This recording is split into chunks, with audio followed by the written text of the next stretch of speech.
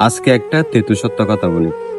মানুষের আসল রূপ চেনা যায় দুই সময়ে: যখন কাউকে ক্ষমতা দেওয়া হয়, দ্বিতীয়ত যখন কারো সাথে টাকার লেনদেন করা হয়। বর্তমান সময়ের একটা অদ্ভুত ব্যাপার দেখুন, যখন কারো টাকার প্রয়োজন হয় তখন সে অত্যন্ত বিনয়ী হয়ে আপনার কাছে আসে এবং আস্থার কথা বলে।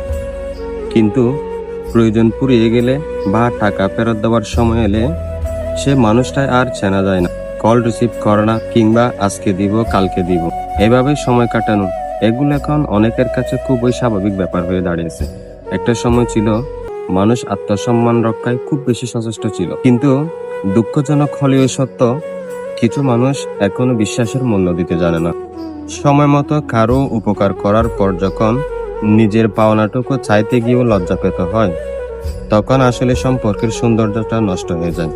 অন্যের টাকা নিজের পকেটে রেখে আভিজাত্য দেখানোটা আসলে বড় কোনো কাজ নয়, বরং এটা এক ধরনের নৈতিক অবক্ষয়। মানুষের বিপদে পাশে দাঁড়ানো কি অপরাধ? যদি অপরাধ না হয়, তবে কেন পাওনাদারকে নিজের টাকা ফেরত পাওয়ার জন্য আপনার পেছনে ভিক্ষুকের মতো ঘুরতে হবে? মনে রাখবেন, একবার বিশ্বাস এবং ব্যক্তিত্ব হারিয়ে গেলে কোটি টাকা দিয়েও সে ব্যক্তিত্ব আর ফিরে পাওয়া যাবে না।